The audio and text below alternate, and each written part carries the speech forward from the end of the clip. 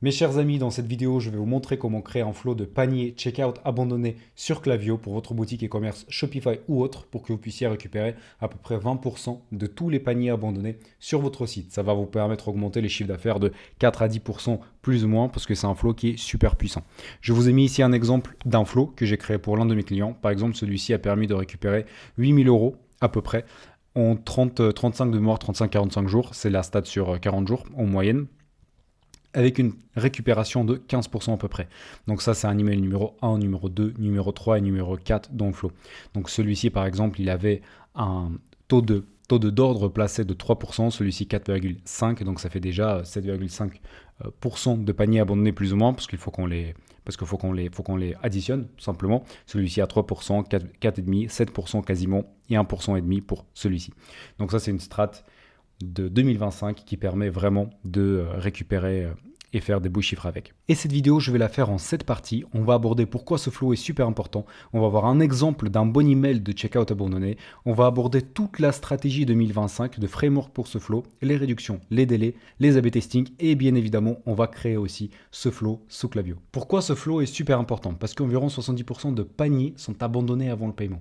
Ça veut dire que si vous faites aujourd'hui 50 000 euros de chiffre d'affaires par mois, 35 000 ou 40 000 euros sont abandonnés en plus. Donc c'est du chiffre d'affaires qui est vraiment laissé sur la table. Donc c'est des milliers d'euros et un flot d'emails de relance pour récupérer entre 15 et 20% des paniers abandonnés. Ça représente entre 4 et 10% de chiffre d'affaires. Le trafic coûte de plus en plus cher aux ads, au niveau des ads, Meta, TikTok, peu importe. Dans tous les cas, il faut que vous vous aidiez avec de l'email pour aider, baisser ce coût et tout simplement payer moins l'acquisition, de rentabiliser tout le trafic que vous ramenez déjà. Chaque visiteur non converti est une opportunité manquée et ce flow est l'un des rares leviers automatisés qui augmente les revenus parce qu'au niveau des flows, c'est le flow de bienvenue, flow de checkout abandonné, flow de post-achat qui vont vraiment payer le plus pour vous. C'est un flow no-brainer à avoir dans n'importe quel e-commerce. Je pense que juste en regardant un petit peu ces datas, vous allez le comprendre. D'ailleurs, ce fichier-là, vous pouvez le récupérer dans la bio. Vous pouvez y aller et récupérer ce fichier directement. Et lâchez un like si cette vidéo vous plaît, si c'est un sujet important. Pour moi, ça permet de comprendre que cette vidéo est vraiment pertinente pour vous. Par la suite, je vous ai mis ici un exemple d'un email de checkout abandonné, juste pour qu'on soit bien aligné, que tout le monde comprenne ce que c'est, parce que peut-être il y a des novices aussi dans le game. Donc ça, c'est un email de la marque Respire où on commence, l'email en fait il est construit en 3 sections, ok, 4 sections même. Première section, c'est une section héros, donc une image avec une headline, donc un titre, juste un coup de pouce, moins 10% sur votre première commande. Donc ça, c'est un email qui donne une réduction de moins 10% avec un CTA, j'en profite. Par la suite, ici, il vous donne juste 3 lignes de texte avec un code de réduction, du coup, il vous informe qu'il vous offre 10% de réduction, avec un CTA finalisé, un bloc de produits dynamiques Klaviyo, un autre CTA, bien évidemment, juste après. Et après, ce qu'on appelle des risques reversals de la preuve sociale. Soit en choix offert, produit engagé, livraison offerte, paiement sécurisé et un footer. Donc ça, c'est un exemple d'un email très très simple, mais qui va convertir assez fort. Passons maintenant au framework pour le flow et à la stratégie, comment est-ce qu'on peut l'exécuter. Donc ici, je vous ai proposé 2 types de flow. Un flow minimaliste, vraiment pour les débutants, on va dire un flow minimum à avoir, et un flow complet. Dans un flow minimaliste, pour que vous puissiez le mettre en place, il vous faut uniquement 2 emails. Okay, le premier email, ça sera un rappel simple et amical. Vous avez oublié quelque chose, voilà un objet, vous le travaillez vous-même bien évidemment. Mais en gros, ce serait un email super simple, sans réduction, sans rien du tout, qui tout simplement essaie de rappeler, de ramener la personne vers le site. Un email 2, rappel avec petite incitation, je vous ai mis ici, voilà, livraison offerte par exemple, mais ici vous pouvez proposer aussi une réduction, un produit offert, un cadeau offert, peu importe, fonctionne très bien. Ça, comme j'ai mis ici, c'est le minimum vital à avoir et à mettre en place dès aujourd'hui. La version complète, ça c'est la version qui est utilisée par tous les grands e-commerce, français, US, Australie, peu importe, vous allez voir ce type de séquence vraiment partout. Et ils sont constitués de 5 emails. Premier email, rappel simple, image produit bien évidemment, donc bloc produit. Email 2, avis client puissant, preuve sociale. Email numéro 3, argument différenciateur, fabrication, tac tac, etc. Preuve de la sociale, risque reversal, donc rembourser, satisfait, rembourser, des choses comme ça. On peut commencer à introduire ici les réductions. Email 4, petit bonus, réduction limitée. Voilà, on peut la mettre soit ici, soit en email numéro 3. Et en email numéro 5, dernier appel, urgence, code expire ce soir. Il faut vraiment pousser ici la personne à l'achat. Ça, c'est une séquence complète à avoir. Et c'est ce type de séquence qui va vous donner vraiment le max des résultats. Type d'email, qu'est-ce que vous incluez comme les emails là-dedans? Il faut que vous mettez les emails brandés. Donc ça, c'est considéré comme un email plus hybride. Les emails brandés, c'est les emails full image. Ok. Donc après, ici, donc c'est design avec image, couleur de marque. Hybride, header brandé plus corps de texte brut. Ça, c'est un email hybride. Ça veut dire qu'il y a une image qui est assez brandée avec les titres, etc. Et il y a un bloc Klaviyo tout simplement avec du texte et les produits. Et après, vous avez aussi les emails plain text qui fonctionnent plutôt très très bien. Par la suite, les réductions. Je sais qu'il y a plusieurs marques et plusieurs stratégies là-dedans. Il y a des marques qui vont commencer à bombarder des réductions dès le premier email. Il y en a d'autres qui vont être un petit peu j'ai pas envie de faire de ma marque un discount, quelque chose comme ça. Plusieurs stratégies. Il faut savoir que le flow de checkout abandonné, en gros, soit vous récupérez un client ici dans ce flow-là, soit elle part vers la concurrence. Si là, vous n'arrivez pas à les récupérer, le client, le prospect, il est perdu. C'est très rare que vous allez réussir à le ramener dans un mois ou dans 2 mois. Si vous l'avez pas, il est perdu, ok? Donc oui, les réductions augmentent fortement le taux de conversion, mais tout va dépendre aussi de vos marges. Donc elles ne sont pas obligatoires. Si vos marges sont faibles, privilégiez des bonus non monétaires. Livraison offerte, contenu exclusif, peut-être si c'est un abonnement, vous pouvez dire un mois d'abonnement gratuit ou quelque chose comme ça. Donc essayez vraiment de rajouter quelque chose, de donner un bonus à la personne pour qu'elle passe à l'action. Option, vous pouvez réserver la réduction pour le dernier email du flow, donc vraiment dernier recours, vous lancez une réduction. Une simple remise de 5% peut faire la différence sur les paniers hésitants. C'est le geste qui compte, psychologique et pas le montant. Vous vendez un produit à 20 balles. Vous proposez une réduction de 5% et la personne passe à l'action. Est-ce que vous pensez réellement que c'est 1 euro qui était le frein à l'achat? Bien évidemment que non. Ok, imaginons une réduction de 10%. Est-ce que c'est vraiment 2 balles qui sont un frein à l'achat? Bien sûr que non. C'est vraiment dans la psychologie de l'être humain, il obtient quelque chose, il a cette réduction, il n'a pas envie de la lâcher, c'est le FOMO, c'est envie de passer à l'action, il n'a pas envie de la rater cette réduction, du coup il achète. C'est vraiment pas les 2 balles qui comptent.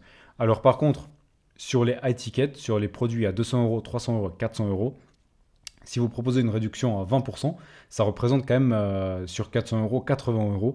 Donc c'est quelque chose de conséquent. Et là, c'est vraiment un argument très très fort à la vente. Donc d'ailleurs, ici, vous pouvez tester soit en pourcentage, donc soit 10% par exemple, soit en monétaire. Moins 10 euros, moins 15 euros. Pour différents types de produits, ça fonctionne différemment. Mais les deux fonctionnent très très bien. Donc voilà, c'est le geste qui compte. Par la suite, au niveau des délais. L'objectif ici est de garder la chaleur dans l'intention de l'achat. C'est ce que je vous ai dit que, en fait, et ici j'ai mis fenêtre du tir maximale est de 14 jours. Ça veut dire que le prospect, il va être le plus chaud pendant les premiers 14 jours pour acheter chez vous. S'il ne passe pas à l'action pendant les premiers 14 jours, il est littéralement quasiment perdu. Et après, c'est très très compliqué de le récupérer, mais il faut passer à l'action quand même, continuer à faire des campagnes, etc. Mais 95% de personnes qui vont acheter chez vous le feront dans les 14 premiers jours. C'est pour ça que ce flow, il est super important. Donc, ne prolongez jamais le corps du flow au-delà de 8 jours. Je sais qu'il y a des personnes, ils vont hésiter, ils vont se dire j'ai pas envie de bombarder mon client chaque jour, je vais faire un délai de 3 jours, 4 jours entre les deux emails. Non. Il faut que le corps de votre email soit concentré dans les 3-4 jours. Le corps de votre flow soit concentré dans les 3-4 jours. Comme ça, vous avez envoyé le plus lourd tout de suite quand la personne elle est la plus chaude, quand le besoin il est au maximum pour ce produit en particulier. Ok. Donc par exemple, un email 1 à envoyer entre 30 minutes et 1h30 après l'abandon. Email 2, 24 heures après l'event, après l'abandon de checkout. Ok. 48 heures, donc 24 heures après, 72 heures, 76 heures. Ici, c'est pas 48 heures entre l'email 2 et entre l'email 3, c'est 48 heures à partir de l'abandon du panier, ok? Donc ici, ça veut dire qu'en 4 jours, on a fini les 5 emails. Et ça, c'est là où vous allez avoir vraiment la puissance de frappe maximale, ok? La conversion maximale. Par la suite, le A/B testing du flow. A/B testing du flow. Ça, c'est super important parce que vous mettez en place un flow la première fois, il va convertir, par exemple, à 2000 euros par mois. Avec de l'A/B testing, vous allez pouvoir en moyenne doubler ou tripler les résultats de ce flow. Donc passer de 2000 euros par mois à 6000 euros par mois. Pourquoi? Parce qu'au départ, vous savez pas quel objet va faire ouvrir votre email le plus. Vous ne savez pas quel argument va convertir le plus, quelle couleur du CTA, quelle image, quel délai, quel timing, etc. C'est vraiment super important. Donc là, je vous ai mis tout ce que vous pouvez A/B tester. Donc c'est vraiment plein de valeurs pour vous là-dedans. Vous pouvez littéralement prendre une variable par A/B test, faire cet A/B test là et voir qu'est-ce qui fonctionne le mieux. Donc l'A/B testing, C'est la partie littéralement la plus importante pour votre flow. C'est un travail énorme qui est à faire après la mise en place. Donc vous pouvez tester l'objet de vos emails, court, emoji, question, urgence. Type d'email, brandé versus texte brut par exemple, ou versus les emails hybrides. Ok. Vous pouvez faire aussi les emails courts, les emails longs. Les emails courts tendent à surperformer les emails longs, en tout cas en checkout abandonné. Délai entre les envois. Texte du CTA, je récupère mon panier, par exemple, versus d'autres textes. Voir mon panier, je m'engage, j'en profite, etc. Présence d'image, personnalisation, segmentation. Donc vous avez vraiment plein de variables à tester. Les A/B testing ne s'arrêtent littéralement jamais. Si aujourd'hui vous n'avez pas d'A/B test qui run, qui court pour l'un de vos emails, pour votre flow, vous faites quelque chose de mal. Ne jamais se contenter d'un flow one shot, installer et oublier. Vous perdez beaucoup d'argent si vous le faites. Tester, mesurer, optimiser en continu. On ne peut pas scaler ce qu'on ne mesure pas. Ici, du coup, je vous ai présenté vraiment la partie théorique et stratégique qui va vous permettre de mettre en place un flow de checkout abandonné extra puissant. Franchement, mettez un like si ça vous a plu, c'est super important pour moi. Abonnez-vous aussi à la chaîne, ça me permet vraiment de comprendre ce que je vous raconte, c'est pertinent, c'est intéressant et c'est puissant pour vous. Là, je vous ai donné les meilleures stratégies en 2025 pour ce flow. Et vous pouvez récupérer ce document en bio. Donc allez-y, profitez-en. Maintenant, on va passer à la création du flow dans Klaviyo. On va tout voir. Création du flow, trigger, les filtres, délai, création de l'email, A/B testing. Et on va aussi faire un petit split entre les premiers acheteurs et les acheteurs récurrents. Aussi super important. On va aller directement dans mon Klaviyo de test et on va cliquer ici. Donc on va dans les flows. Okay, donc c'est ici où tout se passe. Et on va cliquer sur créer le flow. Dès qu'on clique sur créer le flow, on va mettre ici checkout, ou plutôt carte. Ça commence avec un carte. Sur Klaviyo, il y a une petite spécificité sur Klaviyo. Le flow de checkout abandonné s'appelle tout simplement Abandoned Cart Reminder. Donc c'est panier et pas checkout. Mais ici, le plus important, c'est que vous voyez que le trigger est checkout started. Okay, ça, c'est le plus important. C'est la métrique du paiement initié, en quelque sorte.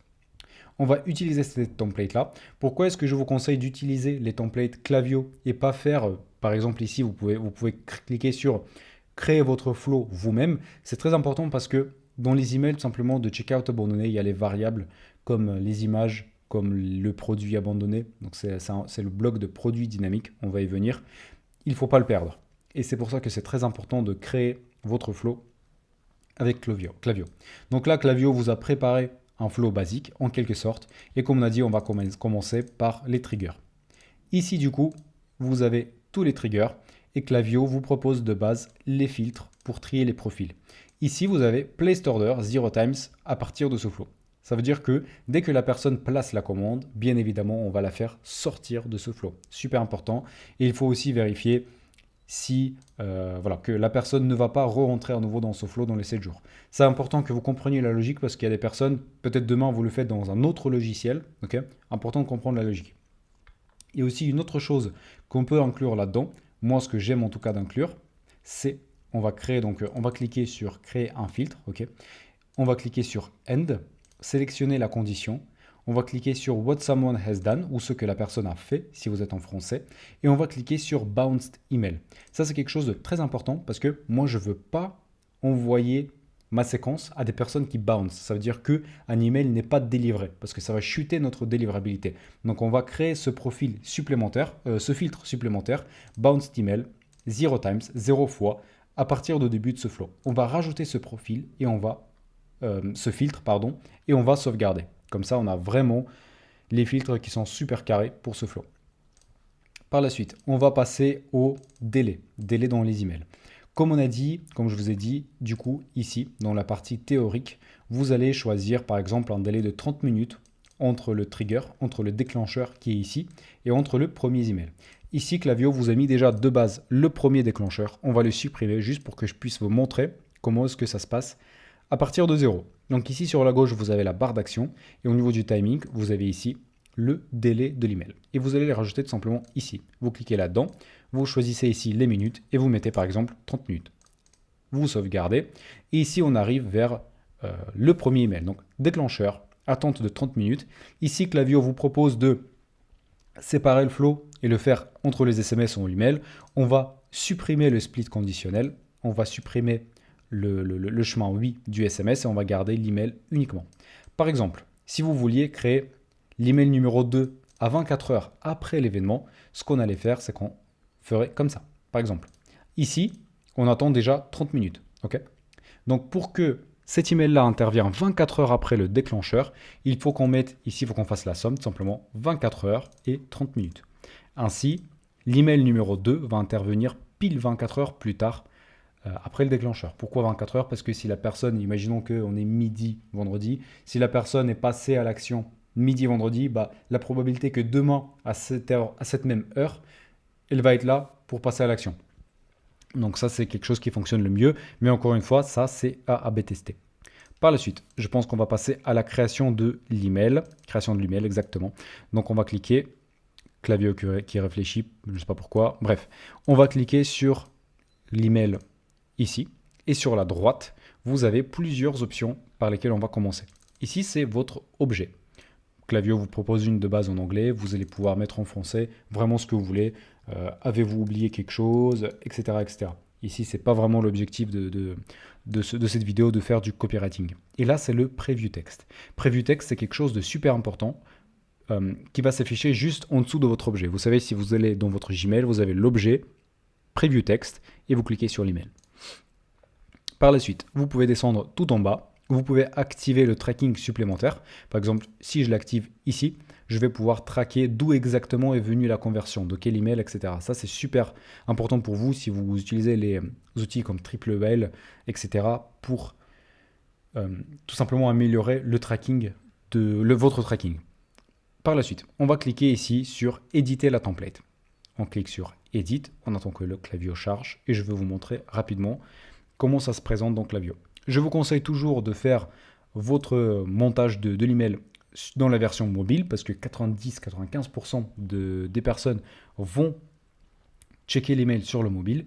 Et ici, vous allez voir le bloc produit. Ça, c'est dont je vous ai parlé. Pourquoi c'est super important de créer l'email, le flow avec un flow buildé par Klaviyo, avec un flow de base, parce que c'est ce bloc-là, il va être présent avec les liens. Donc si vous êtes débutant, ça va vraiment vous faciliter énormément la vie.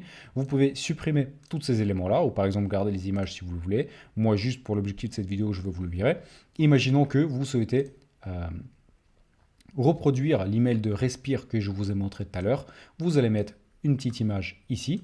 Par exemple, je veux remonter plus haut. Imaginons que je veux vraiment reconstituer ça très rapidement. Je vais prendre ça en capture d'écran. Bien évidemment, l'objectif, c'est que vous puissiez le faire après derrière vous-même avec d'autres choses, avec votre propre contenu. Mais moi, je vous le montre tout simplement comme ça. Hop. Bon, Klaviyo nous propose le compresser. On va compresser, on le rajoute là. Ça rajoute l'image ici. Par la suite, on va rajouter ici le texte. Je ne vais pas copier-coller le texte, mais voilà, ici, vous rajoutez 2-3 lignes du texte. Comme ça vous fait, imaginons les mêmes lignes. Donc, on a hâte de vous voir utiliser les soins respire, etc. Vous les rajoutez ici. Par la suite, ici, vous avez le bouton. Là, ce qui est très important de son bouton-là, c'est de voir ici le lien.